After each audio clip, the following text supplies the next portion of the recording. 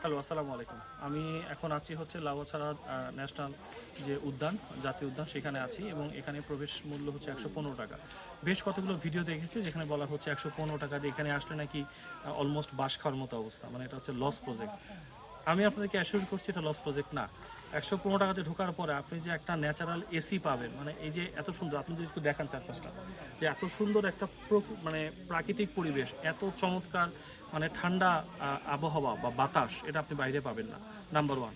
Number two, ভেতরে অনেক পরিষ্কার পরিচ্ছন্ন, এখানে নামাজ আদায় করা জায়গা আছে। সো চাইলে আমরা এখানে এসে নামাজ আদায় করতে পারবো।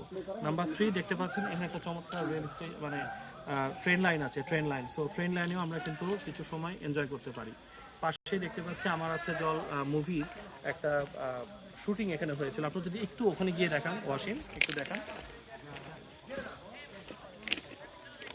রাইট, এখানে এই মুভি শুটিংটাও কিন্তু এখানে হয়েছিল এবং এটা কিন্তু একটা বনের মতো। এর ভেতরে যদি ঢুকেন, ভেতরে বন এবং বনে যে ন্যাচারাল যে প্রাণী থাকে, যেমন আমরা বাঁদর দেখেছি, বড় সাইজের বাঁদর দেখেছি।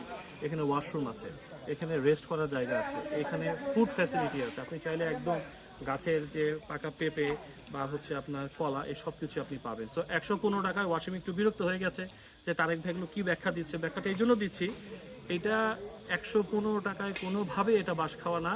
আমি ভিডিও দেখেছি, ভিডিওতে মনে হয়েছে এখানে ঢুকলে আমি হতাশ হব। আমি একদম হতাশ হইনি। আমি খুবই এনজয় করেছি, আমার সন্তান, আমার স্ত্রী সবাই এনজয় করেছে। আপনারা অবশ্যই এই উদ্যানে আসবেন এবং এই উদ্যানে ১১৫ টাকা কিন্তু গভর্নমেন্টের রেভিনিউ খাতে, অর্থাৎ গভর্নমেন্টের কাছে কিন্তু যায়। সো এটা কোনোভাবেই আমরা বলতে পারি না যে বাস খাওয়া প্রজেক্ট। এটা একটা ভালো জায়গা ঘোরার জন্য। Thank you very much.